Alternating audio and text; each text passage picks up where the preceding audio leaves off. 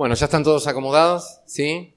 Bueno, antes de comenzar con la temática de la tarde, de la noche, les doy la bienvenida a los que están por primera vez. Dios les bendiga. Bien. Bienvenida familia.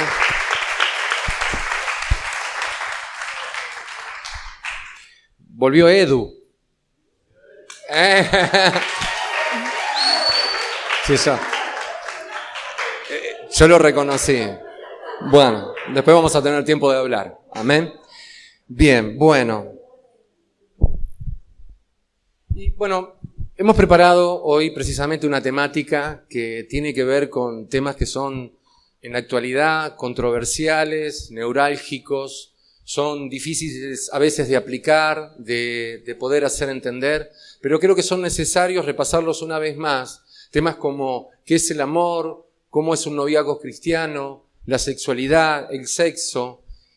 Pero debemos preguntarnos algo primeramente. ¿La palabra de Dios, con la antigüedad que tiene, aún todavía es vigente, es aplicable? ¿Cómo podemos manejarnos con algo que fue escrito hace miles de años atrás y sin embargo todavía, ¿no es cierto?, al menos la insistencia nuestra es que una generación que tenemos frente a nuestros ojos día a día en lo cotidiano realmente pueda ser transformada y pueda llevar a cabo y poder aplicar la palabra de Dios en momentos tan difíciles como lo que estamos viviendo, de tanta libertad, de tanta promiscuidad, de tanto cada uno hace lo que quiere, mientras que esté bien el asunto va para adelante. Y son todas cuestiones, sí, al menos las que vamos a tratar hoy, realmente muy importantes porque tienen que ver con la formación de una sociedad.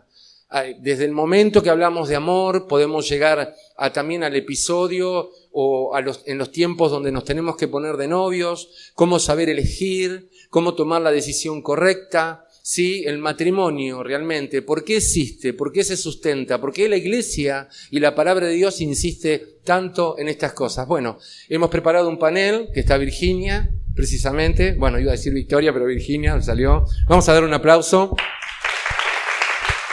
Victoria también y Antonella. ¿No las aplauden a Victoria?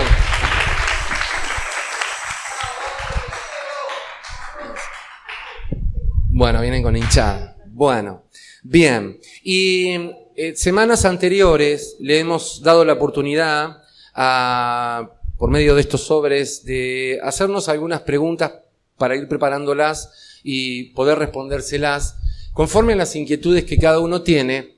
Y pasa esto generalmente, ¿no? Cuando uno levanta la mano, a muchos nos ha pasado por ahí en el salón, con mucha vergüenza, quizás con mucho temor, generalmente no es la duda de uno, es la duda de muchos otros que no se animan quizás a preguntar. Y gracias a Dios que algunos se animaron, todas las preguntas desde ya que pusieron en el sobre son anónimas, no sabemos quiénes las hicieron.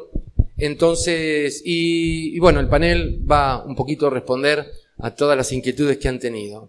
Bien, la primera pregunta que tengo en mano tiene que ver con esto, ¿no? ¿Qué es verdaderamente amar a alguien? Tremendo, ¿no? Bien. Bueno, yo creo que verdaderamente amar a alguien es 1 Corintios 13. No le voy a decir solamente eso. Los que conocen el versículo 1 Corintios 13 sabe que explica lo que es el amor, que es bondadoso, que es paciente, que tiene un montón de cualidades el amor.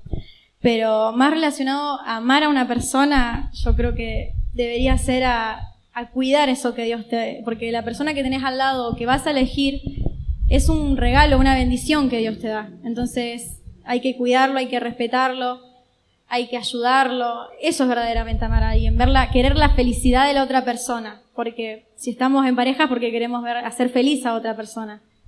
Entonces, para mí eso es lo principal. Cuidar, más que todo, porque Dios es amor y Dios cuida también. Y eso para mí es amar, verdaderamente. ¿Qué podemos agregar en relación a esto? Yo creo que también es tener en cuenta el modelo de Dios que Dios da de amor. Dios es amor por excelencia y el amor también es estar dispuesto a morir por otra persona como Dios hizo por nosotros. Entonces tener en cuenta el modelo de Dios en el amor es también re importante. Algo que escuchamos, creo, algunos de los que estamos acá muchas veces, es que lo opuesto al amor es el egoísmo. Entonces es algo que Dios nos enseña a través de su palabra, que si queremos amar a alguien tenemos que dejar el egoísmo totalmente de lado y salirnos a nosotros del foco. Porque a veces elegimos estar con una persona no porque queremos amar, sino porque queremos ser amados. Y queremos responder a nuestras propias demandas, a veces hasta ese vacío que está en nuestro interior. Entonces me parece fundamental que no solo los jóvenes, sino toda persona busque primeramente ser llena del amor de Dios para poder amar a otra persona. Porque si no recibimos el amor de Dios, no podemos dar nada. Yo esto lo he dicho muchas veces. El amor que decía Antos recién, que lo describe la Biblia en Corintios 13, yo humanamente no soy capaz de darlo. Yo no soy capaz de soportar todo, de esperar todo. Sinceramente, o sea, les abro mi corazón. No soy capaz de amar como dice la Biblia. Y sé que la única forma de lograr eso es a través de Cristo en nuestros corazones. Y por eso la importancia de que una pareja esté fundamentada en Él. Porque si no, es imposible amar como la Biblia nos lo dice. Al menos eso es lo que yo creo. ¿Por qué no aprovechamos la oportunidad y leemos Corintios 13 realmente? Porque quizás muchos no conozcan el pasaje y sería interesante, y si hay una versión un poquito más popular que Reina Valera, si algunos la tienen, bueno, listo, apelamos a la tecnología. Si esto es televisión en vivo, obvio, ¿no? Una cosita que quería agregar. Dale, Bueno, recientemente leí un libro que decía Las 3 caras del amor. Y este autor explica que hay 3 tipos de amor. Está el te amo por, el te amo sí y el te amo y punto. Y yo creo que el amor que Dios tiene con nosotros es el te amo y punto. Porque si nosotros amamos a una persona porque es bonita, o porque es rubia, o porque es alta, o porque es deportista, o porque tiene una cualidad, porque danza, porque canta, porque es bueno en algo, no estaría haciendo el amor sincero que teníamos que tener. Y también está el amor por, el amor sí cumple mis necesidades. Yo te amo si vos cumplís en esto. Yo te amo si vos me acompañás en esto. Yo te amo si vos sos así y no sos así. Yo creo que el amor es dar todo y no esperar nada a cambio, sino de darlo todo. Ese es el amor, el te amo y punto. Virginia. Primera de Corintios 13, según la traducción del lenguaje actual, dice, el amor verdadero. Si no tengo amor, de nada me sirve hablar todos los idiomas del mundo, y hasta el idioma de los ángeles. Si no tengo amor, soy como un pedazo de metal ruidoso, soy como una campana desafinada. Si no tengo amor, de nada me sirve hablar de parte de Dios y conocer sus planes secretos. De nada me sirve que mi confianza en Dios me haga mover montañas. Si no tengo amor, de nada me sirve darles a los pobres lo que tengo. De nada me sirve dedicarme en cuerpo y alma a ayudar a los demás. El que ama tiene paciencia en todo, y siempre es amable. El que ama no es envidioso, ni se cree más que nadie. No es orgulloso, no es grosero ni egoísta. No se enoja por cualquier cosa. No se pasa la vida recordando lo malo que otros le han hecho. No aplaude a los malvados, sino a los que hablan con la verdad. El que ama es capaz de aguantarlo todo, de creerlo todo, de esperarlo todo, de soportarlo todo. Solo el amor vive para siempre. Llegará el día en que ya nadie hable de parte de Dios, ni se hable de idiomas extraños, ni sea necesario conocer los planes secretos de Dios. Las profecías y todo lo que ahora conocemos es imperfecto. Cuando llegue lo que es perfecto, todo lo demás se acabará. ¿Hasta ahí llegó? Bien. Entonces, a ver, como para ir resumiendo el tema del amor. Sabemos por excelencia que el amor es una decisión, ¿sí? Entonces, a partir de ahí, ¿alcanza con que la persona me guste o guste de mí? Bueno, un poco llevado al contexto. Así hablábamos nosotros, no sé si en este momento por ahí se utilizan algunos otros términos, ¿no? Si están enganchados, ¿qué es necesariamente lo que debemos aplicar en esa decisión? Primeramente, tener el amor de Dios en nosotros y buscar en la persona que tenga también el amor de Dios para que sea un complemento perfecto. Eso. Bien, bueno. Vamos a pasar a la segunda pregunta que hicieron. Esta es un poquito más personal. Preguntaron, ¿cómo sé si sigo enamorado o enamorada, ¿no? O amando a la misma persona? Chan, chan. Ay, esperen un segundo. Ah, bueno. No. A ver, se la da vuelta. Reformular la pregunta. Virginia. Bien. Para responder esa pregunta, creo que es necesario primero tener en cuenta la definición de estar enamorado. Y para tomar en cuenta la definición de estar enamorado, hoy en día, actualmente, tomé el concepto que a nivel social es más común, que es un concepto que viene desde la psicología de Freud. Freud establece que el amor tiene, digamos, como dos partes. Una parte que es el deseo sexual, que es, digamos, cuando se tiene a la otra persona como objeto de deseo. O sea, yo deseo a esa persona con un sentimiento solamente sexual. Pero también establece que hay una libido. La libido es como un sentimiento que se genera en los niños cuando son pequeños y comienzan a tener su primer experiencia en el amor, que es con los padres. Entonces esa ternura que tienen a partir de los padres vuelve a aparecer en la adolescencia, pero con un sentimiento más sexual. Entonces, Freud establece, digamos, habla de este proceso que establece el amor para hacernos entender de que el amor en muchas ocasiones es una idealización, es una idea que nosotros tenemos por sobre la persona. La belleza está en nuestros ojos, no en la persona en sí. En cada cultura hay diferentes tipos de bellezas.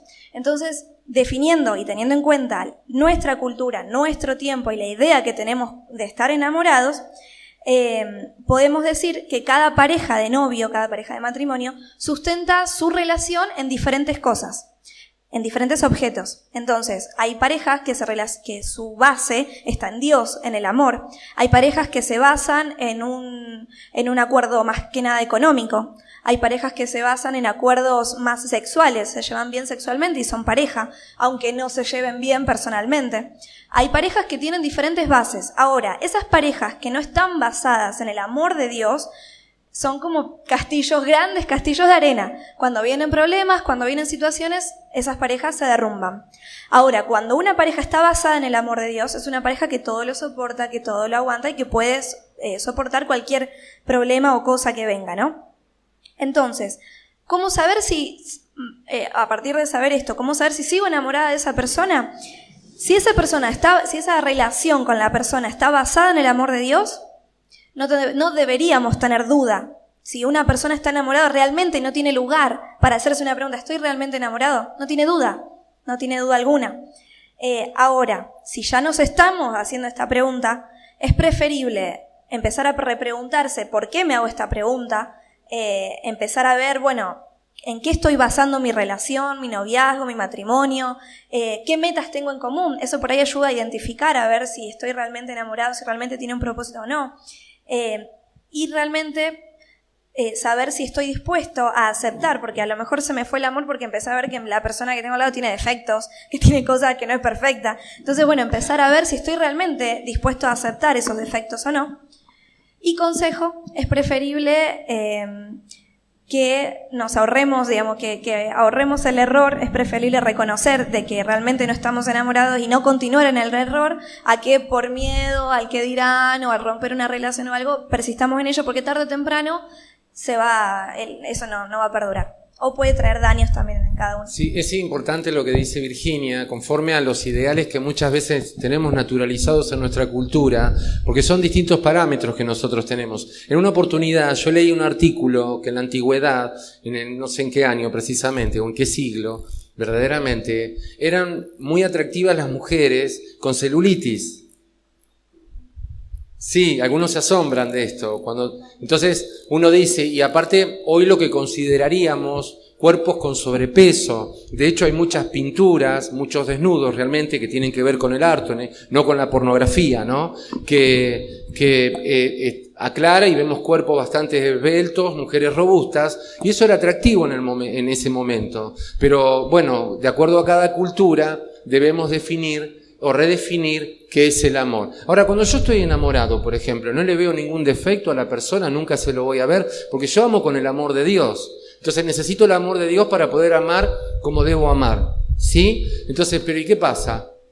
Y ahí está la idealización que yo hablaba, que explica Freud, digamos, de que cuando estamos enamorados en ese sentimiento de enamoramiento, es imposible ver un defecto en la otra persona. Entonces por eso es una sobreestimación sobre la persona. Y es importante que nos demos cuenta de eso, porque dicen que hay una etapa verdaderamente. Todos los que estamos enamorados o tenemos una pareja, podemos notar que los primeros 4 o 5 meses que estuvimos conociendo a esa persona, la veíamos hermosa, todo lo que hacía tenía olor a flores. Y después pasaron los meses Y se pudrieron las flores. y como que empecé a ver que no sé, que Se no, pudren, ¿sí? tenía defectos y bueno, pero de eso se trata el amor, que te amo y punto, lo que yo decía antes, te amo a pesar de tu defecto, te amo a pesar de tu carácter, que sé que lo tenés que cambiar, pero de eso se trata, ayudarse mutuamente. Por eso el amor dice que todo lo soporta, todo lo cree, ¿sí? Tiene persistencia, tiene paciencia. Victoria. Quería agregar algo en relación a lo que decía Anto, que son distintas etapas. Una cosa es el enamoramiento y otra cosa es lo que viene después. En esos primeros meses creo que estamos ciegos, pero también biológicamente hay una explicación, porque, bueno, algunos saben, otros no, yo estudio medicina, los que estudian medicina les va a interesar más esto. Los primeros meses del enamoramiento hay un neurotransmisor que está en nuestro cerebro dando vueltas, que es la dopamina. Y ese neurotransmisor se libera generando un circuito de recompensa donde yo busco lo mismo porque me da placer, entonces quiero sostener eso. También pasa con otras cosas, no es exclusivamente para esto, pero después de ese tiempo bajan los niveles de la dopamina y ahí es donde, si realmente hay amor, aparece una nueva hormona, si se quiere, que es la oxitocina, que es la hormona del apego. Entonces, si hay amor, después eso va a permanecer y ya es distinto también la forma de mirar a la pareja. Por eso son totalmente dos etapas diferentes, el enamoramiento del amor verdadero. Y entonces, porque también está el reclamo muchas veces, ¿no? Si verdaderamente me amás, nunca me vas a decir nada negativo, siempre me vas a llevar el apunto en todo lo que yo necesite. ¿Es así? No. Definitivamente no, para nada. Tal vez en los primeros meses que uno está como medio ciego, sí, vas a ver todo bueno, todo lindo, todo color de rosas, pero después cuando pasa esa etapa donde la dopamina baja, empezás a ver los errores, pero uno acepta al otro y ahí es donde está lo que alguno de los chicos decía, que el amor es una decisión, donde vos decidís amar a pesar de que ves un defecto en el otro. También nos pasa con cualquier otro miembro de nuestra familia, con tu mamá, con tu papá, con tus hermanos. Uno los ama porque son parte de tu familia y vos decidís, a pesar de los errores, cada día soportar y seguir amando. Y también el otro uno, obviamente, porque todos tenemos defectos. Bien, ¿podemos pasar a la tercera? ¿Sí? Bien. No, esta ya la dije. ¿Cuánto tiempo debería ser o cuánto tiempo debería llevar un noviazgo cristiano? Esto es interesante, ¿sí? Bien.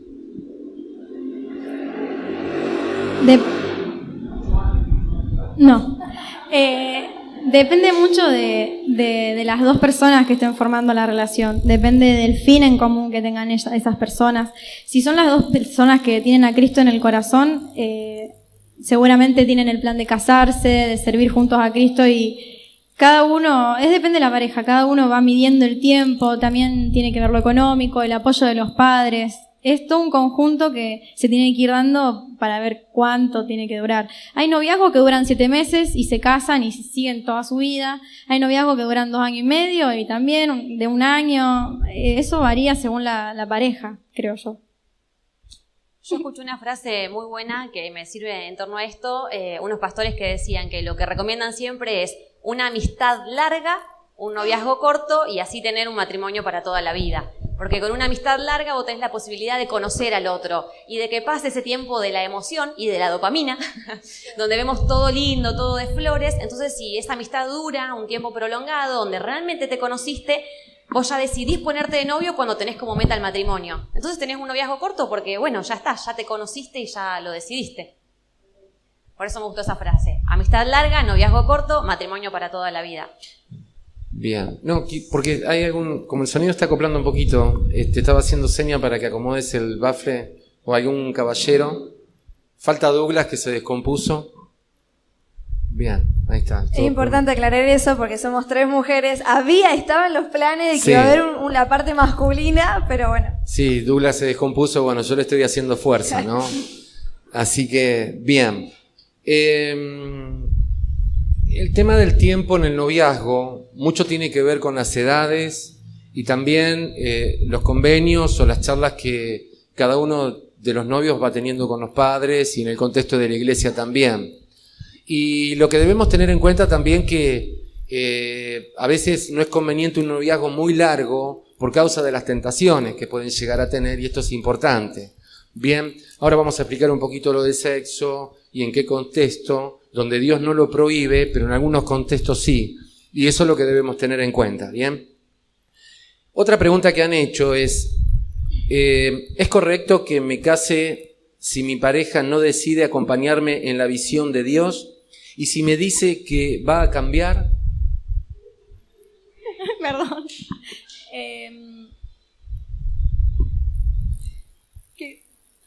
No funciona. Bueno, no importa. ¿Me puede repetir ¿Reformulo? la pregunta? Sí, vamos. Doctor, reformúlemelo, por favor. Bien.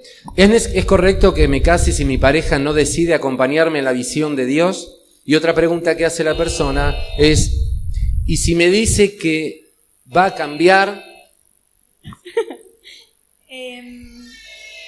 Eso era. Eso es como que no va. Bueno, vamos a explicarlo mejor. Sí, vamos a explicar. Desde el momento de elegir la persona que vamos a tener al lado, si somos cristianos, es que la persona, primero que todo, tenga a Cristo en el corazón para que sepa entendernos, que nosotros nos congregamos, que nosotros servimos, que nosotros dejamos nuestro sábado, nuestro domingo, nuestro viernes, que compartimos tiempo con más hermanos de la iglesia. Es muy necesario que tu pareja entienda eso. Y ¿me las puedes repetir de vuelta? Porque tengo muchas cosas que me han vuelto por la cabeza. Bien, si es correcto que me case si mi pareja no decide acompañarme en la visión de Dios. Eso es más delicado, porque todos nosotros sabemos que tenemos un llamado, que Dios tiene una visión en particular con cada uno de nosotros. No importa si entendemos mucho, si somos nuevos o somos viejos, pero Dios te creó con un propósito y un llamado. Y es muy complicado si la persona que nosotros elegimos y tenemos al lado no nos acompaña, porque mi pastora siempre me da un ejemplo que me hace referencia a esto. Nosotros estamos con nuestra pareja, por ejemplo, y en muchas situaciones que involucran a la iglesia y que involucran a Cristo, a lo mejor nosotros estamos, por ejemplo, yo estoy subida a un banquillo, subida no. Disculpame un segundito, sí. Vamos a definir pareja. ¿Cómo? Estar en pareja, definí eso. ¿Estar en pareja? Claro, porque hay muchas interpretaciones en relación a eso. Entonces, cuando decimos estar en pareja, ¿qué es estar en pareja? Estar en pareja, bueno. ¿A qué te referís? Al noviazgo, sí. Al noviazgo. Personas a que se aman juntas, parejas en todo, parejas en Cristo, pareja en lo cotidiano, pareja en Claro, en no es estar viviendo juntos, no es ese tipo de convivencia. Hay una diferencia en noviazgo y matrimonio. Sabemos que noviazgo desde mi casa y en mi casita o en tu casita, yo en la mía, y matrimonio ya somos los dos uno. Esa es la gran diferencia, porque aparte está avalado por la Biblia y Dios lo habla. Esa es una pareja, un noviazgo cristiano. Entonces es muy necesario que nuestra pareja, nuestro par, esté en el mismo nivel que nosotros, porque si no va a ser un constante ir y venir y es más propenso a que la persona nos lleve hacia afuera. Un gran contrapeso. Sí, es más, sí. Nos va a hacer un gran contrapeso en el momento que nosotros querramos, porque por ejemplo se dan muchos casos en que un chico o una chica viene a la iglesia y tiene una pareja que no es cristiano. Y en muchos casos las personas no se dan cuenta, pero termina haciendo un efecto que no es deseable. Empieza a faltar a las reuniones, la persona que se congrega empieza a dudar de muchas cosas y pone a prueba la fe de su fe en Dios estando con su pareja. Entonces es muy importante que la pareja que tengamos nos acompañe en la visión de Cristo, que sepa que está Dios, que lo tenemos en nuestro corazón, que nosotros le servimos, que nuestra vida depende de Él. Es muy importante que nos acompañe. Y si dice que va a cambiar, dice... Aparentemente es como una especie de promesa que por ahí, ¿no? Está presente. Si dice que va a cambiar, bueno, que venga a la iglesia, que te acompañe, que predicale, evangelizale, y vos te das cuenta, vos lo conocés, si es tu pareja y lo conocés, vos sabés si te está diciendo la verdad o solamente te está salameando, para decir, te está dejando pasar el rato para que vos creas que va a cambiar, pero no va a cambiar. Y va a terminar sucediendo eso, vos vas a terminar afuera con esa persona y a veces no van a terminar adentro los dos juntos. Yo creo que esto depende más que nada de qué tipo de cristiano sea cada uno. Porque si verdaderamente Jesús es el centro de tu vida, yo personalmente ni me planteo ponerme en pareja con alguien que no me quiere acompañar en la visión. O sea, no se me cruza ni por la cabeza, no tengo que ver si yo, por cómo soy yo, sinceramente. Realmente... Bueno, pero de todos modos, más allá de que vos estés dando un consejo personal, puede ser un consejo general, porque también, históricamente, lo que vos estás diciendo es lo que más resultado da. Ahí está el punto. Yo creo que cuando uno se convierte, llega a Cristo y realmente Él es el centro de tu vida, al menos en mi vida, todo gira en torno a la persona de Jesús. Y si hay alguien que Dios va a poner a mi lado, bueno, que se acople a eso que ya está en marcha. Yo no quiero un contrapeso, no quiero a alguien que sea un freno en el ministerio ni nada, al contrario. Entonces, para mí es fundamental. Si yo pienso en una pareja, si no me acompaña la visión de Dios, ni es pareja. Es interesante porque esto de acompañar en el servicio el uno al otro es un indicativo de cómo está la persona. Y a veces cuando hay promesa de cambio, si el cambio no se produce en el momento, después en el matrimonio no hay reclamo. Y en la consejería precisamente pastoral y matrimonial esto se ve mucho porque hay una especie como de asombro tanto en uno como en otro y se pregunta sí, pero yo no entiendo por qué no cambia y nosotros los pastores, los consejeros nos remitimos a esto, es decir, pero vos ya conocías cómo era él, vos ya conocías cómo era ella, entonces el reclamo no es válido porque el noviazgo fue precisamente la oportunidad de conocer al otro y darse cuenta los límites que tenía o en aquellas cosas que realmente todos debemos cambiar a través del tiempo. Pero en lo general, sí, hay una observación que podemos hacer pidiéndole ayuda al Señor, primero por la convicción de que es la persona que me tiene que acompañar en mi vida, ¿verdad? Pero por otro lado, si hay promesa y no la cumplen en un tiempo determinado, es muy difícil que después se enganche. ¿Sí? Entonces, lo que decía Victoria es muy claro, es decir, si la persona, porque generalmente uno se engancha con el otro en el medio, en el ámbito donde está ejerciendo ya algo cotidiano, algo ya de asistencia, ¿sí? Que tiene que ver con el grupo, tiene que ver con la iglesia, ¿sí? Bien. No sé si fui claro con la explicación. Uno ya lo ve moverse a la persona y después lo va descubriendo en la intimidad o en lo personal, pero ya tiene una observación en relación a eso. Bien. ¿Pasamos a la otra o hay algo más para agregar? No, recordar lo del... Sí. Recordar lo del yugo desigual. Dale. Bueno, no, entonces no. Es para otra... Sí. Bien. No, en torno a... Yo quiero decir algo más. Si te promete que va a cambiar, a ver, yo creo que lo mejor es esperar y ver el cambio. Porque de promesas no podemos vivir. O sea, uno, y más en la etapa donde vos estás todavía en el noviazgo, uno puede prometer un montón de cosas y vender un castillo, pero si después eso no es real... Es como decía Gustavo, ya cuando entraste en el matrimonio es para toda la vida, entonces ya no hay vuelta atrás. Entonces, bueno, pensarlo bien y esperar que realmente ese cambio se produzca en la persona. Sí, yo aprendí esto, que hay cambio cuando hay cambio.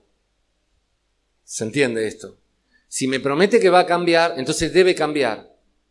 No se debe postergar esa decisión que la persona o esa promesa está haciendo hacia el otro. Entonces, hay cambio cuando hay cambio. Mientras que no haya cambio, por más que prometa cambio, entonces esa realidad que te va mostrando a futuro, en realidad no sirve de nada. ¿Sí? Bien, ¿pasamos a la otra entonces? ¿O por ahí si tienen algo más para agregar? Bien, perfecto. ¿Se puede enamorar uno de alguien que no está en Cristo? No. Bueno, como poder... Como poder se puede. Como poder se puede. Como poder pueden lo que ustedes quieran, ¿eh? Pero, no hay problema. Pero, sí. Según la Biblia, Segunda de Corintios, capítulo 6, versículo 14, dice: No se unan en yugo desigual con los incrédulos, porque ¿qué compañerismo tiene la justicia con la injusticia? ¿Y qué comunión tiene la luz con las tinieblas? ¿Puedo hacer algo?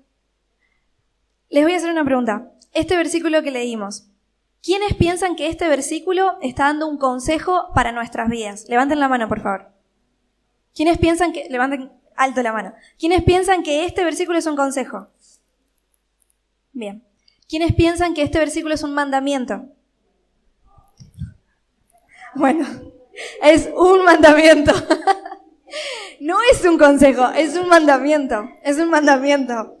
Dios, cuando nosotros nos ponemos a leer en Deuteronomio, cuando hablaba del yugo, el yugo es una maderita que hacía que se usaba en el labrado del campo, que en los que cosechaban en esa época tenían un buey, era un animal grandote que hacía la fuerza, y en realidad para que la fuerza y el carro vaya derechito tenían que ser 2 bueyes. Los que por ahí no tenían dinero para comprar 2 bueyes usaban un buey y un burro. Entonces, ¿qué pasa? Uno tiene más fuerza que el otro, uno va más rápido que el otro. Entonces, cuando esto, digamos, como que empezaba a trabar un poco y no era productivo, no era efectivo. La otra era de que, bueno, había ciertas cuestiones biológicas que hacían que el burro despidiera un olor insoportable, que el buey no soportaba. Entonces el buey giraba su cabeza el arado que tenían detrás de la máquina que llevaban empezaba a ir en zigzag. O sea, esto no era para nada productivo. Por ende, Dios en su palabra aconseja, no se unan, o sea, no, en Deuteronomio dice que sea un yugo igual, que no sea yugo desigual. Y después en 2 Corintios 6:14 dice esto, no se unan en yugo desigual. De ahí sale el término yugo desigual. Para aplicarlo en nosotros, a este mandamiento, no debemos unirnos con una persona que no tiene la misma naturaleza espiritual que nosotros.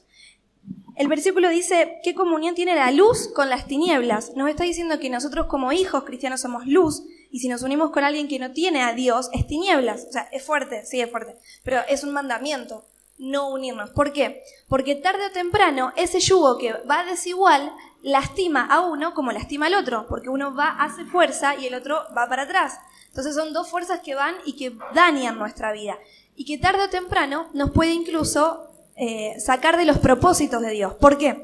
Porque Dios tiene un propósito.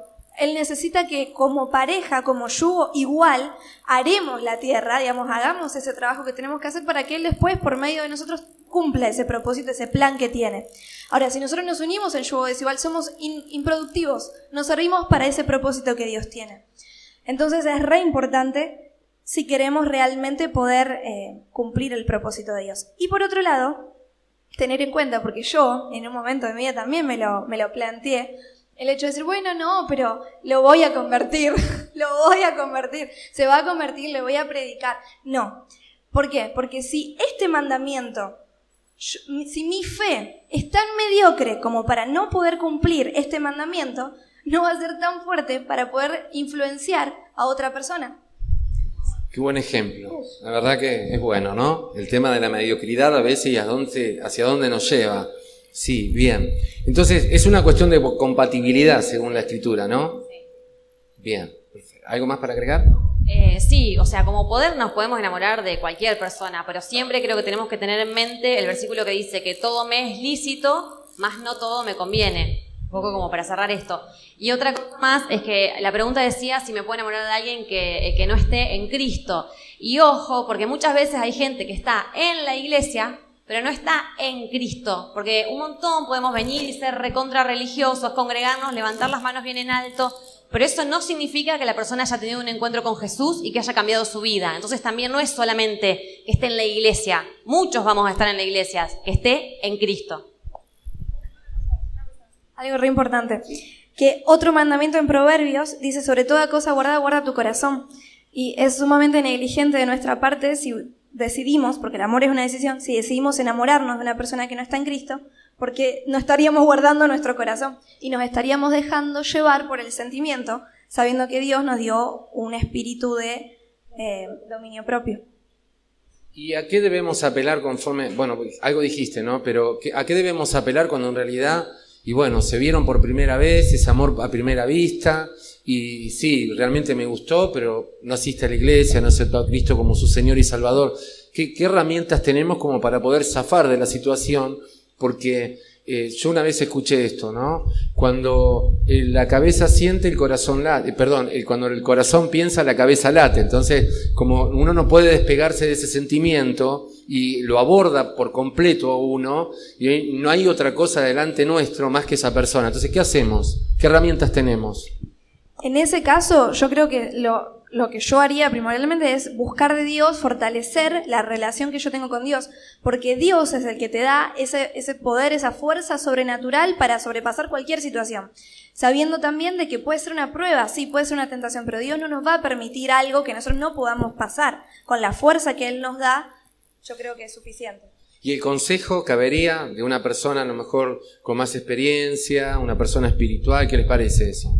Sumamente importante, porque más allá de sí, busquemos de Dios, oramos y todo. Yo me imagino en la situación y es como que, bueno, pero ¿qué más hago? Porque siempre que uno va a pedir consejos que te mandan a orar y uno dice, bueno, sí, voy a orar, que es lo más importante, pero ¿qué más? Lo que pasa es que muchas veces uno en la oración se queda atrapado en el sentimiento. Entonces no es suficiente. Si realmente no lo podemos manejar con el Espíritu Santo a eso, se hace muy conflictivo dentro nuestro, porque estamos en una batalla interna donde es la persona que amo y quizás lo que en realidad debo hacer para poder cumplir con lo que Dios me está diciendo. Y aparte, esto es un asunto que no tiene que ver con algo pasajero. No es que yo estoy enamorado de alguien y me pierdo la oportunidad de mi vida. Es algo preventivo por los años que en realidad debe perdurar el amor. Entonces, lo que hoy parece bueno, cuando no está sustentado por la palabra, el consejo, el cumplimiento, y otras herramientas más que nos ayudan, entonces vamos rumbo al desastre por ahí. Ese es el tema. Entonces, estas son prevenciones que debemos tener en cuenta para tener un noviazgo fructífero y que realmente nos vaya bien. ¿Sí? Bien. Esto es importante. Y ojo con la persona también que nosotros le pedimos consejo. No le vayas a pedir consejo a tu compañero de la facultad, a tu compañero de trabajo que no conoce la Escritura.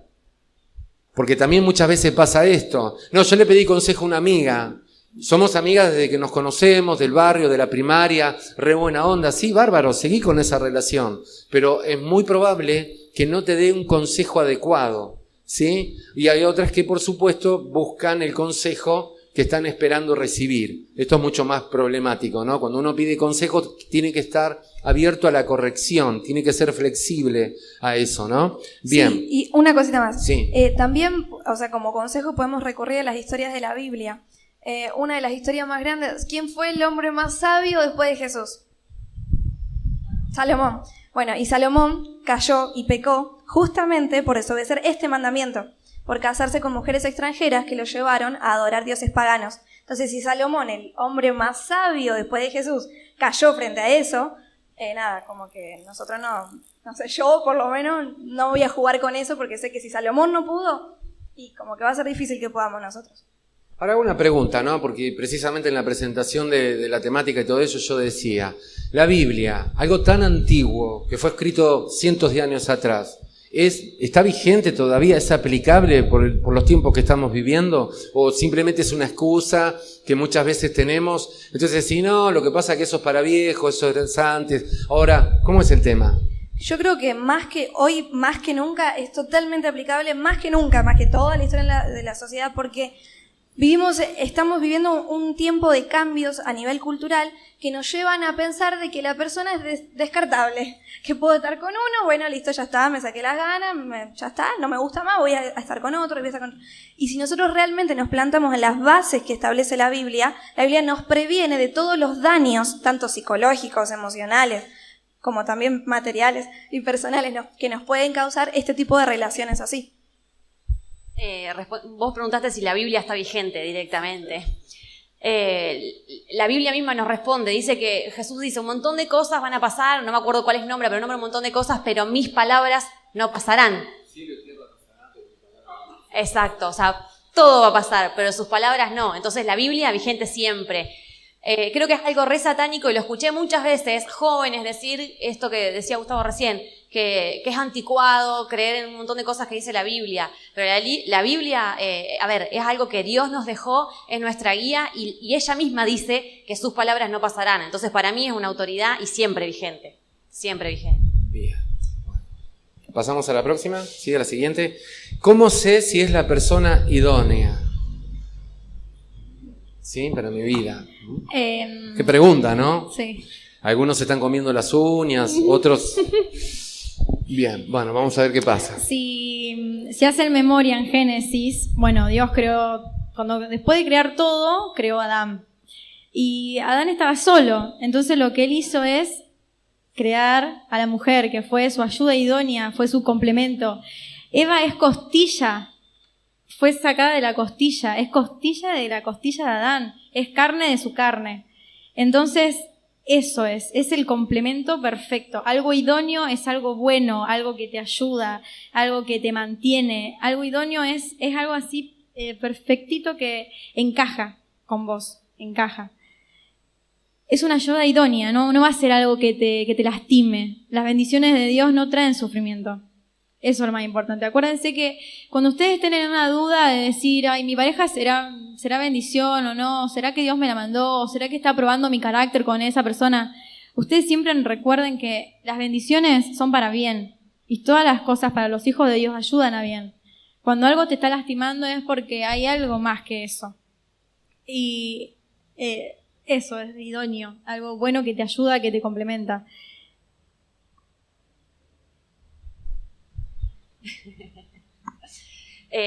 Sí, creo que hay muchas cosas que uno tiene que tener en cuenta en la persona a la hora de buscarla.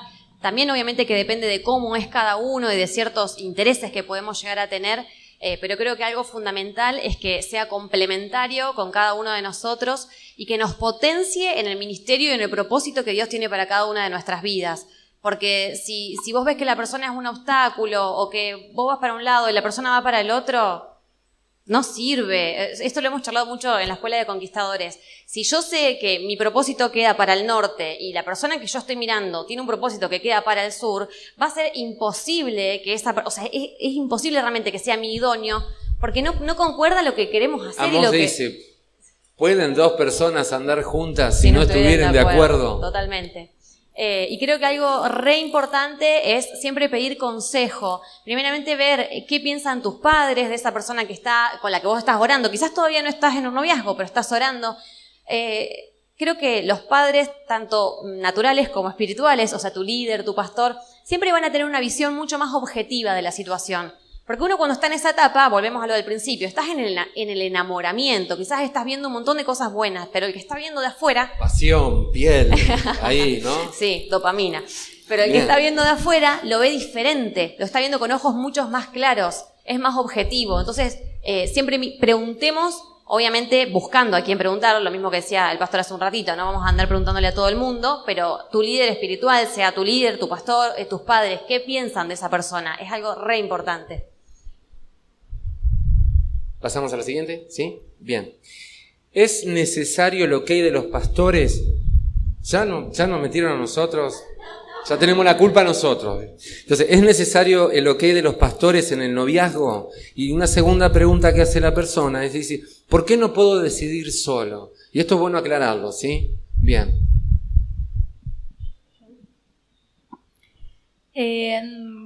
Me parece que nuestros pastores son una parte muy importante de nuestra vida porque nosotros pertenecemos a una iglesia, a un cuerpo, y la cabeza, además de ser Jesús, están nuestros pastores, y nuestros pastores pueden ver todo lo que nosotros no vemos. Cuando estamos en esa etapa de enamoramiento, nosotros, otra vez volvemos a decir, nosotros vemos los defectos o las cosas que otras personas de afuera no ven. Por ejemplo, si tu líder o tu pastor ve que vos estás con una persona que no te ayuda o que no va, que ayuda es igual, que te hace contrapeso, vos no lo vas a ver, porque vos vas a tener tanto amor que no lo vas a ver, lo vas a dejar pasar. En cambio, tu líder o los pastores sí lo pueden ver desde afuera. Otra vez se dice, vos podés hacer lo que vos quieras, porque vos sos dueño de tu vida, de tu salvación, de tu alma, vos sos dueño. Pero es muy importante la decisión que vos tomás, porque de un noviazgo se puede llegar a un matrimonio, y lo que no pasa en el noviazgo... Es la idea, ¿no? Ponerse claro, de novio para casarse. Sí, te pones de novio con el propósito de casarte. Como decía Vicky, un largo tiempo de amigos, poco de novios y un matrimonio para toda la vida. Es muy, para mí, personalmente, y creo que para ellas también, es muy importante la opinión de nuestros pastores. Porque ellos ven más que nosotros, ellos ven espiritualmente y es una gran ayuda en el momento de decir qué piensan sobre algo, sobre una situación o sobre la persona misma. Es muy importante que recurramos a ellos. Agrego también de que es importante para sujetarse a la autoridad que tenemos, autoridades espirituales que nos están resguardando y que más allá, digamos, el pastor no te va a decir sí, ponete de novio, no ponete de novio. No, te va a aconsejar, la decisión siempre es de la pareja, pero te va a aconsejar. Y vos después haces con el consejo lo que vos quieras. Ahora después no tenés chance de reclamar si te sale mal. Eso. Yo quiero responder con un testimonio. Yo decidí sola una vez y fue el error más grande que pude cometer. Gracias a Dios a tiempo pude corregirlo, pero sutilmente mis pastores me dejaron en claro que era yugo desigual y yo estaba en la etapa de enamoramiento y no lo reconocí y tampoco reconocí a mi madre, que pensaba exactamente lo mismo. Y la verdad es que me fue mal. La pasé mal, sufrí, perdí un montón de tiempo, me redetuve en lo que Dios quería para mi vida y después me costó un montón volver a arrancar. Entonces, para mí, por mi experiencia, es fundamental. No lo volvería a hacer porque te ahorras un montón de sufrimiento y de pérdida de tiempo. Sí, de este lado, ¿no? Porque un poco la pregunta nace apuntando al consejo que podemos dar como pastores. Nosotros seguimos con la rueda también de la observación y el consenso que pueden hacer otros. Porque de la misma manera, a lo mejor que nos vienen a preguntar a nosotros le preguntamos a los demás. He tenido casos donde he hablado con los padres, porque también quería ver, por eso hablo de consenso, de acuerdo, hasta qué punto, porque yo puedo conocer a cualquiera de ustedes espiritualmente en el momento que a lo mejor fuimos presentados aquí, llegaste a esta iglesia, te encontraste con el Señor, y así sucesivamente en el tiempo. Pero tu mamá y tu papá, sí, te han criado, te han tenido desde tu nacimiento, te han parido en realidad. Entonces, en algunos puntos es necesario, siempre y cuando también ese papá y esa mamá tengan crecimiento espiritual, porque también a veces los jóvenes son aconsejados o arengados a ponerte de novio, dale para adelante, después te fijas, total, de última, bueno, el divorcio está de moda y no es así. En realidad, entonces, por lo menos de mi parte es importante lo que piensan las autoridades de la iglesia, que están designadas y levantadas también por el Señor y nos acompañan en la visión, en todo el trabajo. Hablo con los padres, hablo con otros hermanos que a lo mejor tienen mayor conocimiento, porque nosotros no seguimos a la persona todo el día. Entonces, todo eso ayuda en realidad. Y hay un lineamiento que a veces, desde ya, que comienza a partir de Dios. Después también a lo mejor por la autoridad. Ojo que hablo de autoridad no solamente desde lo pastoral, sino también desde el liderazgo. Porque hay muchas personas que a lo mejor están bajo líder y yo todavía no lo alcanzo a conocerlos totalmente, pero me resulta suficiente el comentario, la opinión y lo que va observando ese líder. ¿Se entiende? Entonces ahí estamos trabajando para que a la persona le vaya bien, ¿sí? Que es una bendición. Entonces, para mí el lineamiento es Dios, la autoridad, la iglesia, en el contexto, porque no podemos separar a la persona de la iglesia, ese es el asunto, para que sean todo un testimonio y felizmente después, en el momento que lleguen al altar, estemos todos de acuerdo y tranquilos, podamos bendecir en paz, ¿sí? Bien, seguimos con la próxima, con la siguiente. En el tiempo de noviazgo, y acá entramos ya, hay un poquito más caliente se pone la cosa, ¿no? Dice, en el tiempo de noviazgo, ¿se puede tener contacto físico?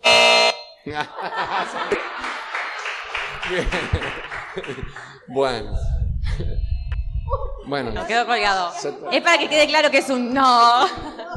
Bien. No, a ver, primero definamos qué es contacto físico, porque, dame la mano, esto es un contacto físico y esto no tiene nada de malo. Que yo le dé un abrazo a mi novio o novia, que lo tome de la mano, un beso a la mejilla, un piquito y salís corriendo. Eso, el contacto físico, está bien. Ahora, más allá de eso, no. La respuesta es, ¿se puede tener contacto físico pasando esos límites? No. ¿Por qué? Y ya entraríamos a las preguntas que siguen. Yo no sé si... Bueno, pero es interesante, a ver, yo no sé si después esto tiene apertura con otra pregunta, pero sería importante por ahí explicar algo que vos nos decías ya desde lo científico, todo lo que sucede en nosotros, ¿sí? Sí, a nivel del cuerpo, bueno, el otro día lo charlábamos un poco. ¿Por qué decimos no el contacto físico? Primeramente, tener en claro que Dios nos baja línea a través de la Biblia. ¿Se puede tener relaciones sexuales en el noviazgo? No escucho. ¿Se puede tener relaciones? No, bueno. Después, si quieren, tengo como 5 o 6 versículos que claramente habla. El sexo fuera del matrimonio es un pecado y se llama fornicación. Eso no está avalado por Dios. Entonces, ¿por qué decimos no contacto físico? Porque en la medida en la que yo voy teniendo contacto físico con mi pareja, yo como que voy generando todo un clímax para llegar a tener la relación sexual. Entonces, si yo sé que no es lo que quiero, tengo que poner un límite mucho antes. En un montón de cosas. Tengo que tener cuidado con la mente, porque es un órgano sexual también la mente. O sea, ahí es donde van a venir un montón de pensamientos. Ahí está la imaginación y todo. Exacto, un montón de cosas. De hecho, el otro día estaba leyendo en un libro de fisiología que habla fisiología, les digo, no es algo que pienso yo, que hablaba sobre el acto sexual y decía que el componente psicológico es tan importante que puede iniciar o inhibir directamente el acto sexual. Entonces, qué importante que son los pensamientos. Lo dice la palabra, es algo bíblico y también lo dice la ciencia. Los pensamientos son algo clave. Entonces, ahí es un campo donde tenemos que tener cuidado. ¿Y por qué yo decía recién un piquito y no un beso apasionado? También es más de lo mismo. Una vez escuché, y es re importante esto, cuando vos te das un beso apasionado con tu pareja, ¿y a qué me refiero con un beso apasionado? Con un beso largo, donde ya hay intercambio de lenguas, y estamos a ese nivel. ¿Saben para qué? O sea, ¿qué pasa cuando estamos dándonos un beso de ese tipo? La secreción, saliva y toda una cuestión.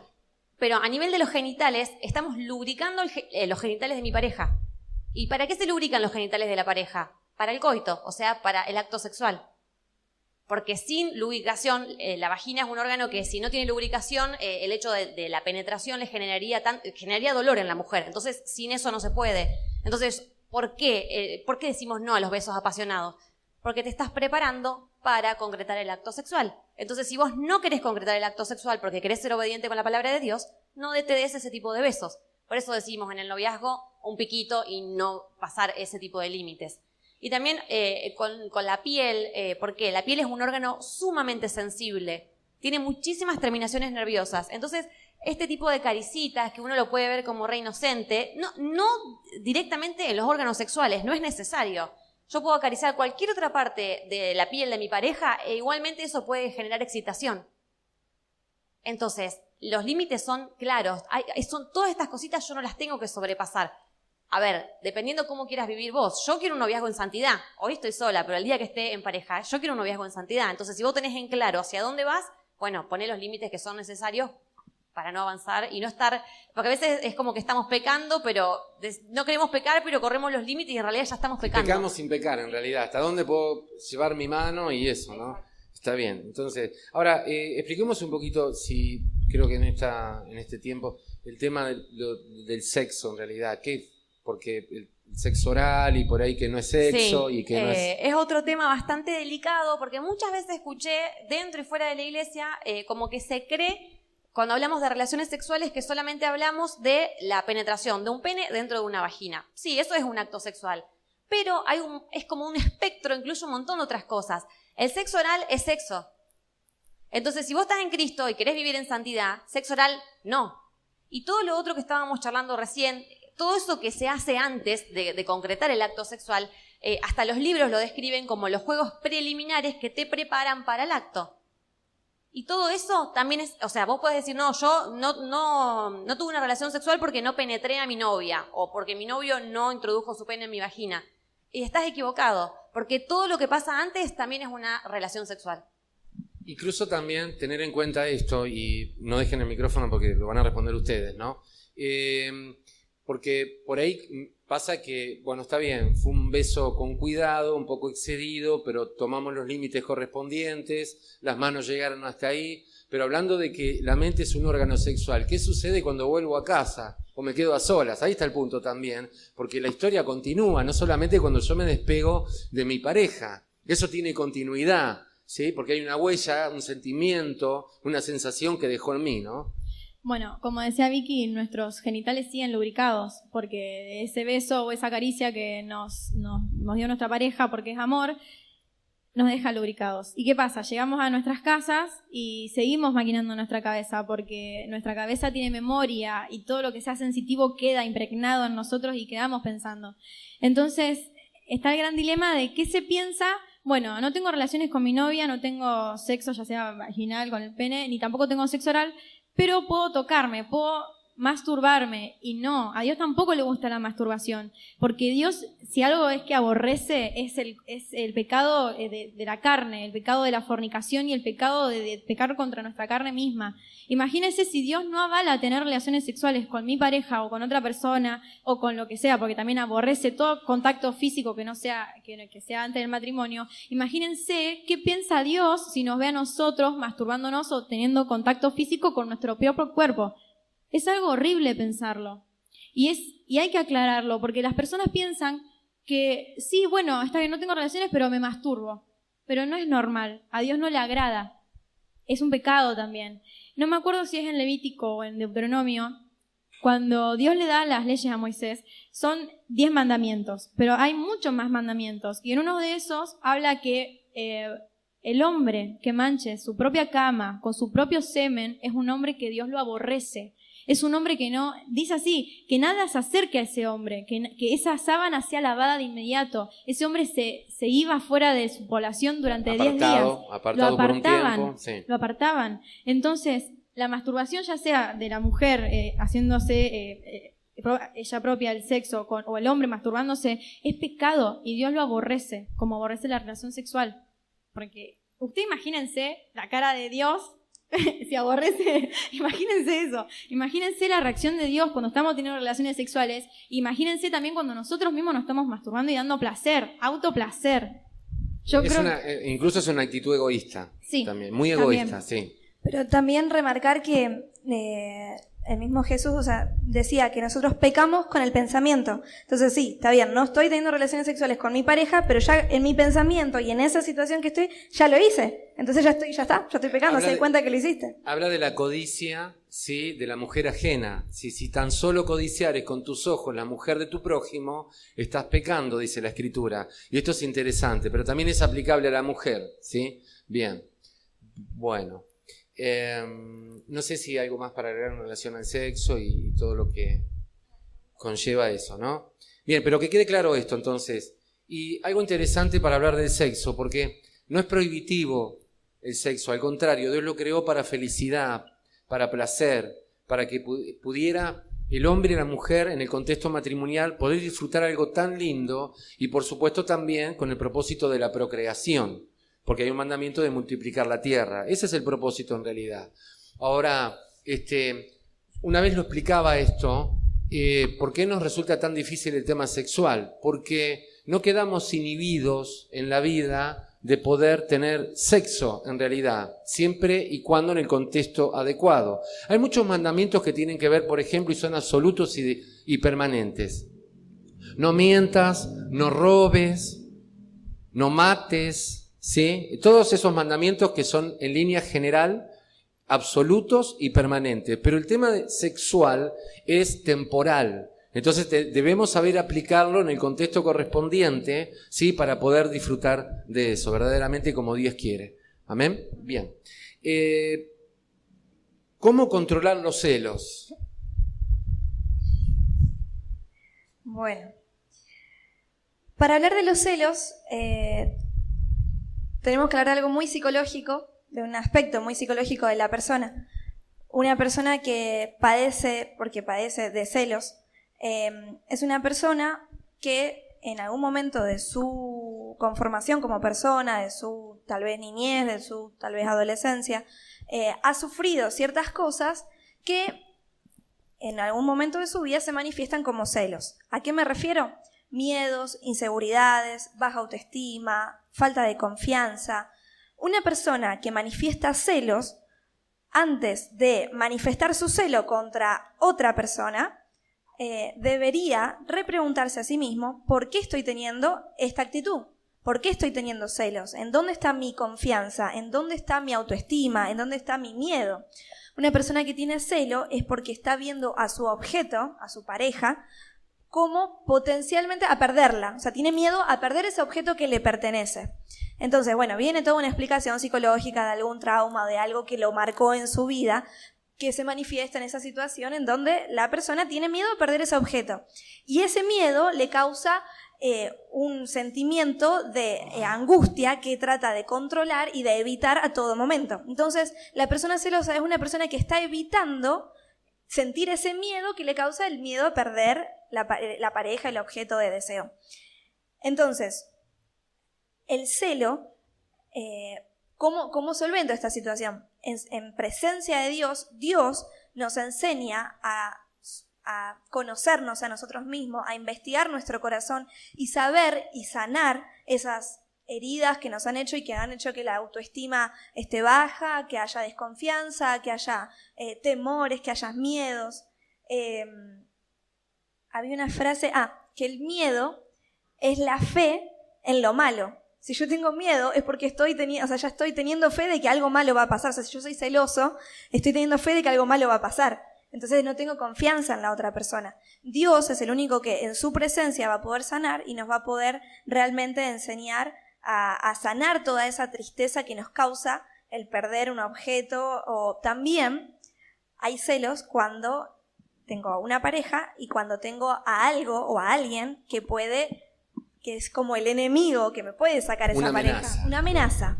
Entonces, ¿qué pasa? La persona que tiene celos no solamente está, digamos, dañada emocionalmente, personalmente, psicológicamente, sino que también daña a su pareja al estar controlándola, al estar generando un sentimiento de desconfianza, generando situaciones, digamos, que no son puramente de amor, pero también está sintiendo un sentimiento, está teniendo un sentimiento de enemistad contra otra persona.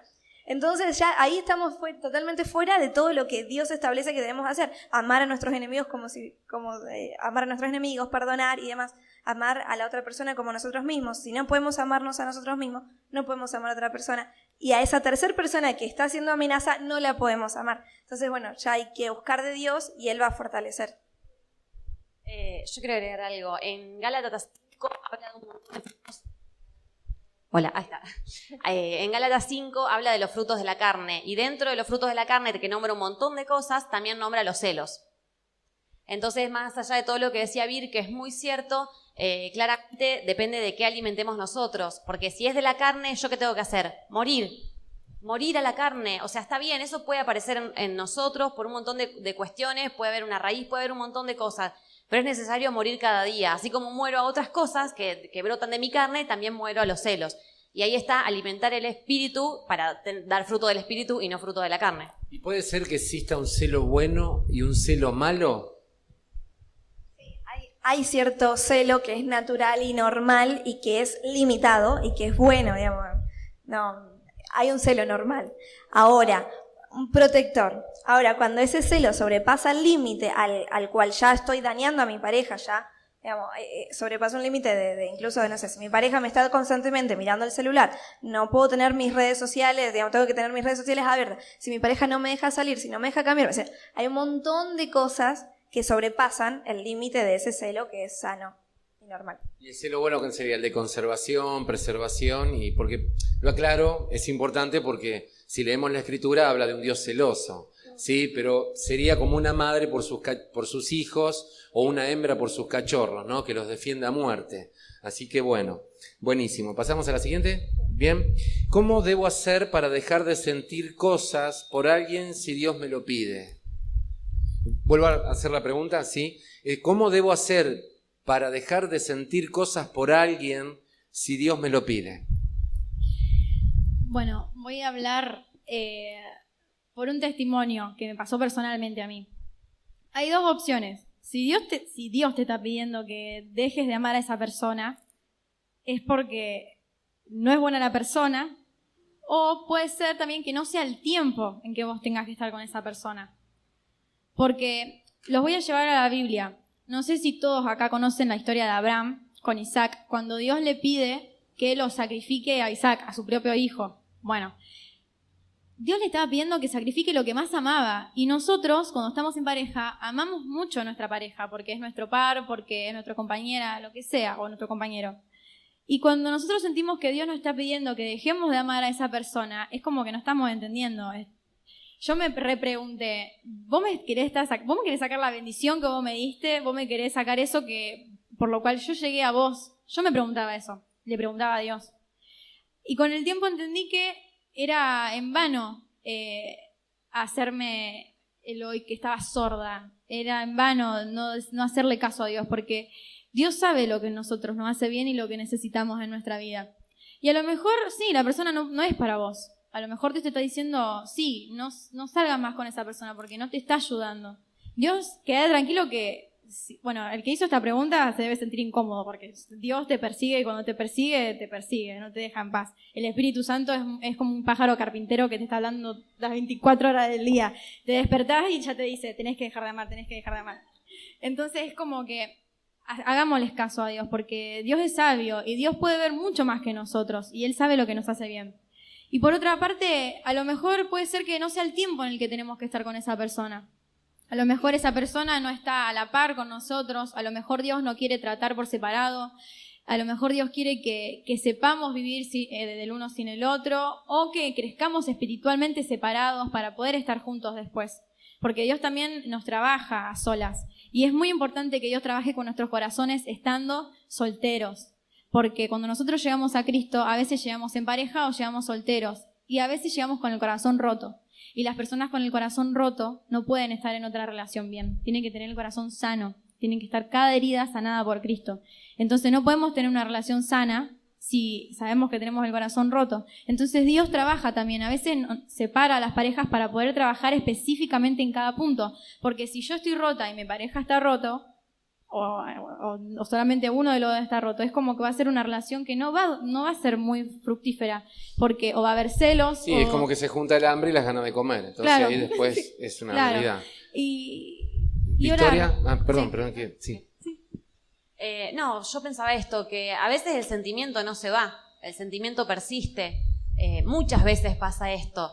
Pero ahora, ¿qué hacemos con ese sentimiento? Si nosotros lo alimentamos, es como que nos cavamos nuestra propia fosa porque no hacemos otra cosa que pensar en eso y nos deprime, nos genera un montón de sentimientos agregados al sentimiento que ya tenemos.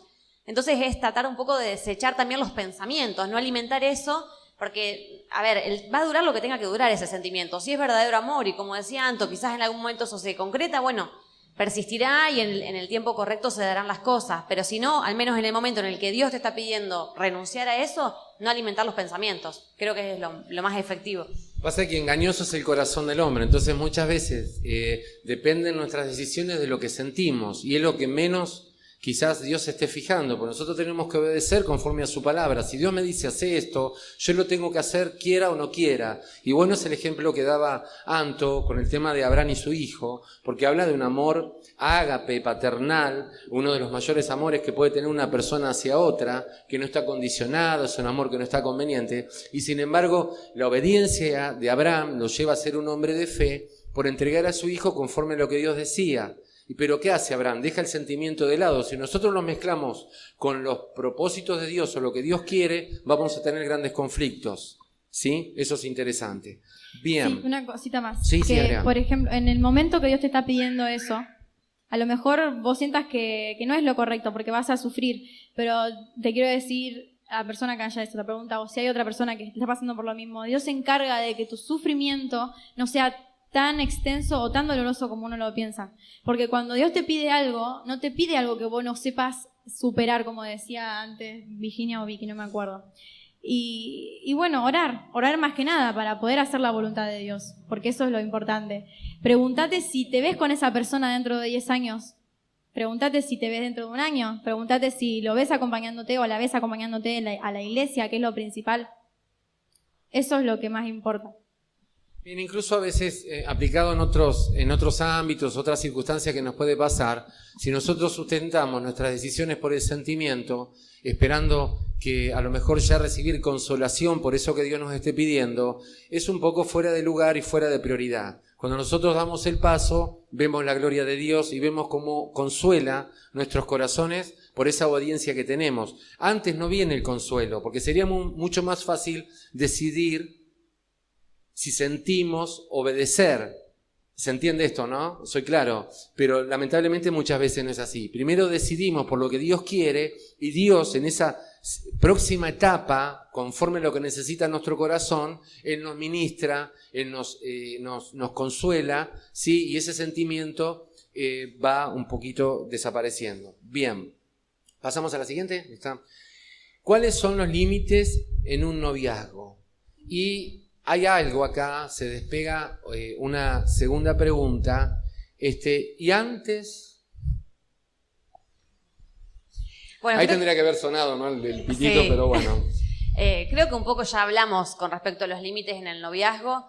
Sí creo que lo que podemos agregar por ahí es tener ciertas actitudes preventivas, si se quiere, porque si ya sabemos cuáles son los límites, cuáles son las cosas a las que no debemos acceder, bueno, mejor es prevenir que después estar en una situación de la cual no sabemos cómo salir. Entonces, creo que lo mejor es buscar siempre lugares donde haya otras personas, no reunirnos solos con nuestra pareja. Si vos vas a la casa de tu novio y sabés que vive solo, Sí, quizás alguna vez pueda que no pase nada, pero si una y otra vez sostenés esa actitud, qué sé yo hasta dónde vas a poder sostenerlo o no. Entonces, directamente creo que lo mejor es evitarlo. Y ese tipo de cosas, saber en qué horarios encontrarnos con nuestra pareja y tratar de buscar esas cosas para no llegar a todo lo que ya estuvimos comentando antes. Y antes de ser novio, no sos nada, sos amigo. Escuché de Vir que comentaba a alguien que decía que lo que sos antes de ser novio es un amigo con propósito, porque sabés que sos amigo de la otra persona, que te estás conociendo con un fin, obviamente, porque los dos lo saben, pero sos un amigo, y vos con tu amigo, al menos yo con mis amigos no me doy besos en la boca, no me agarro de la mano, no ando los abrazos, nada de nada. Con un amigo sos amigo, distancia. Entonces, antes, nada, ahora, y sean amigos, nada más. Sí, una vez escuché una relación liberada, no sé, algo muy extraño también, que ahora en este momento me venía a memoria. Sí, no sé, ¿cómo? No, una relación, bueno, ya me voy a acordar, lo tengo en la punta de la lengua, pero también, porque hay muchas cosas que le ponemos nombre, viste, que son bastante irrisorias, y yo decir, ¿con qué se come esto? Bueno, pasamos a la número 12 ya, estamos 2 o 3 preguntitas más. ¿Por qué no se puede tener contacto sensual en el noviazgo? Yo creo que eso ya está respondido, ¿sí? ¿Puedo aclarar algo? Sí. No sé si sabían, pero en el momento de que nos unimos sexualmente con una persona, no nos estamos uniendo solamente mi piel con la de la otra persona. No es solamente estar adentro de la otra persona o que la otra persona esté dentro mío. Es mucho más que eso, porque nosotros somos seres que nos fuimos constituyendo a través del tiempo con pensamientos, con una cultura, con algo espiritual también, porque nosotros vivimos en un mundo espiritual. Y si nosotros estamos en un ambiente malo, en un ambiente feo, también tenemos un arrastre espiritual de eso. Imagínense cuando nosotros estamos teniendo relaciones sexuales con una persona, cuando nosotros nos unimos y somos una sola carne, estamos uniendo todo, no solamente la carne, estamos uniendo nuestros pensamientos, nuestra cultura, nuestras decisiones, sí, todo lo espiritual.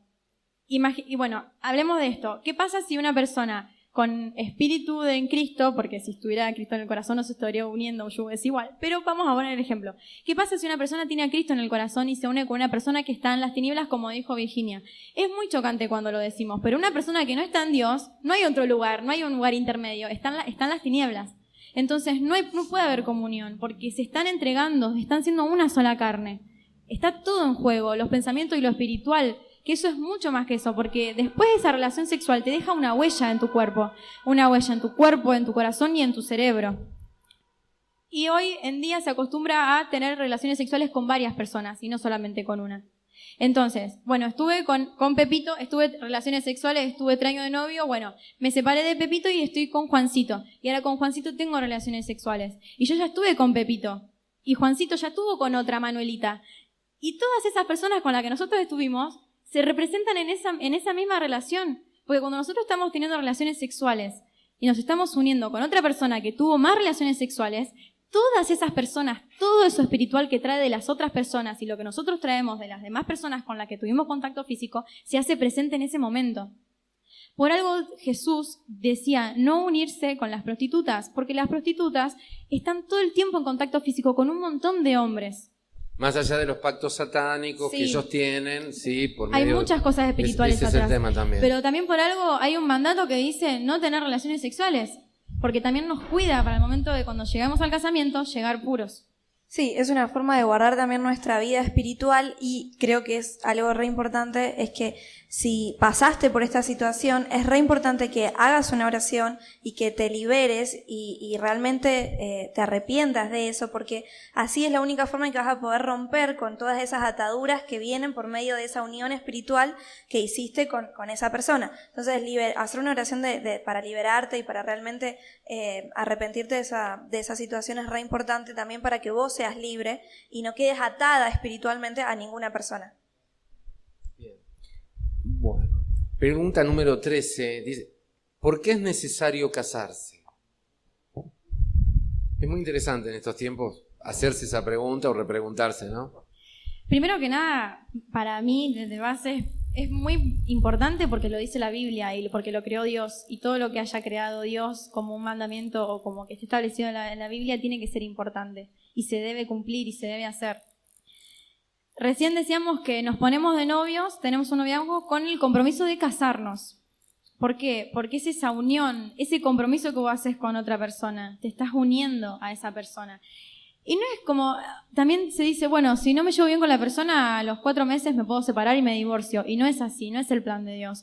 Es necesario casarse, porque Dios creó, dijimos, a Adán y a Eva, y los unió, son una sola carne. Y nosotros podemos ser una sola carne a partir del matrimonio, a partir de que legalmente nos casamos en el registro civil para también cumplir con un mandato de la sociedad.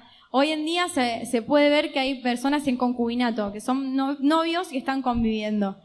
Y sabemos que eso a Dios no le agrada, que es pecado contra Dios. Por eso es necesario casarse, para estar en una vida en santidad, una vida con propósito. Porque cuando son uno y están los dos en lo mismo, es mucho más fuerte el poder que hay. Por eso es necesario casarse. Primeramente porque lo dice Dios y porque lo creó. Y creó el sexo para el matrimonio, creó hacer el amor para el matrimonio. Por eso es muy importante. ¿Qué otros beneficios tiene el casamiento? No, agregar una cosita Bien. más.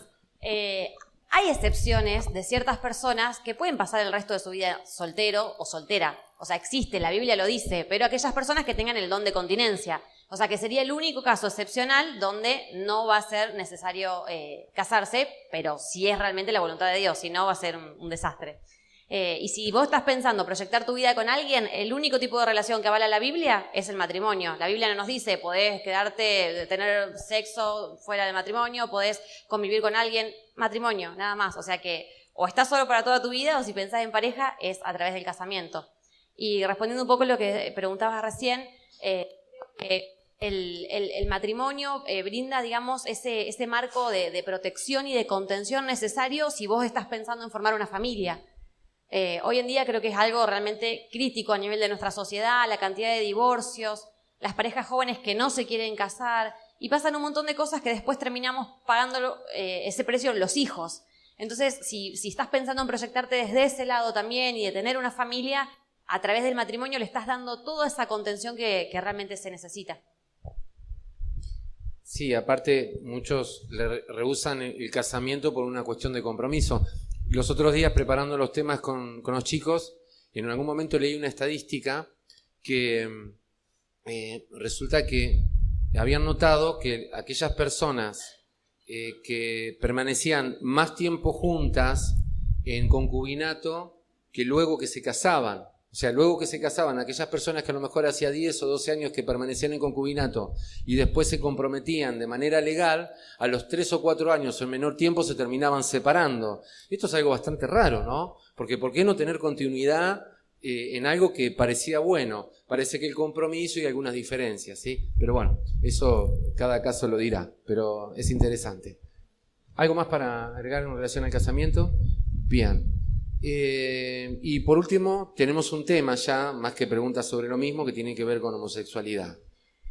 Sí, o sea, no sabemos bien qué es lo que la persona que escribió eso quería saber en relación a la homosexualidad, porque no es una pregunta, solamente tira el tópico.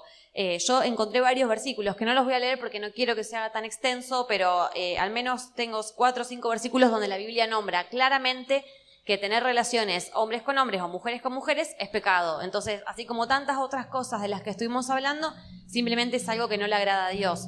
Pero no es que Dios rechaza a la persona. Quiero que esto quede bien en claro. Dios ama a toda la humanidad. Dios no hace acepción de personas. No te voy a decir, ni Dios ni la iglesia. Por Al menos supuesto. nosotros rechazamos. Por supuesto. O sea, a nadie vamos a rechazar, porque en todo caso, todos nosotros somos pecadores. Algunos habremos hecho algún tipo de cosa, otros hicimos otras.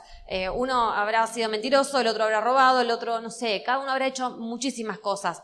Todos somos pecadores y Dios nos ama y nos acepta como somos. Sí nos va a corregir, sí nos va a mostrar lo que está mal, pero Él nos acepta a todos por igual y la iglesia también. O sea que no hay problema. Acá puede venir cualquier persona porque la Biblia dice que Jesús no vino a llamar a pecadores justamente. O sea, no a los justos, sino a los pecadores. Entonces, abierto para todos. Bien. Algo también que quería agregar es que escuché de un consejito re práctico que me ayudó a entender de un pastor que hablaba sobre homosexualidad y que decía que la Biblia es como un manual, si ponemos una metáfora, es como un manual que explica, es como la instrucción del funcionamiento de un auto. Entonces te explica todo lo que tenés que hacer para que ese auto lo puedas usar de la mejor manera, de la mejor forma y para que realmente no se estropee en el tiempo. Y que si vos no cumplís con esas instrucciones, el carro, el auto se puede estropear, digamos, se puede dañar y que te estás, digamos, si vos estás rompiendo, estás tomando la decisión de no seguir esas instrucciones, te estás conformando con menos de lo que Dios establece para que cada persona, hombre y mujer, disfruten tanto en la sexualidad como en el amor y demás. La Biblia tampoco aclara un tercer sexo, ¿no? Eso es interesante. Y bueno, porque varón y hembra los creó. Eso es una realidad. Más allá de, porque esto se discute constantemente y más en estos tiempos, pero en realidad es un tema indiscutible. Y no por cerrados, sino por ajustarnos a lo que la Biblia dice. O sea, Dios ama al pecador, pero rechaza y odia el pecado. Eso es lo interesante. No mezclemos las cosas. No es algo personal, ¿sí? Pero bueno. La identidad sexual es algo bueno que se trabaja de otra manera y es un tema mucho más amplio que lo tendríamos que abordar como tema absoluto casi por ahí y a lo mejor la inquietud de cada uno también para en otra oportunidad. Y desde ya, bueno, gracias por la atención y todo lo que pudimos hablar, creo que se ha entendido en general, pero dejamos abiertas inquietudes personales que a lo mejor no han hecho en el papelito o por medio de una pregunta en el sobre y a lo mejor lo quieran hablar en lo personal y no se atreven, no podemos, ya se extendió un poco la hora, entonces íbamos a tener la posibilidad de levantar la mano, pero preferimos que si hay una inquietud, no la dejen pasar por alto, no la dejen para mañana, creo que es el momento, ¿sí? Hay un tiempo para cada cosa, entonces es interesante poder hablarlo en el momento que vos te estás sintiendo hablando, porque después se enfría el asunto, pero lamentablemente vos sufrís las consecuencias por no saber qué decisión tomar o cómo ubicarte en la situación, ¿sí? Así que bueno, están los sobres ahí en un costadito que permanecen. Ajá. Para que si tienen dudas y demás, si quieren pueden acercarse a hablar con nosotros, pero si no, lo pueden hacer de forma anónima, como hicieron estas preguntas, los sobres van a permanecer ahí, así que pueden acercarse. Si lo pueden hacer hoy, muchísimo mejor, como decía Gustavo. Bueno, vamos a estar en pie, así oramos por esto tan interesante.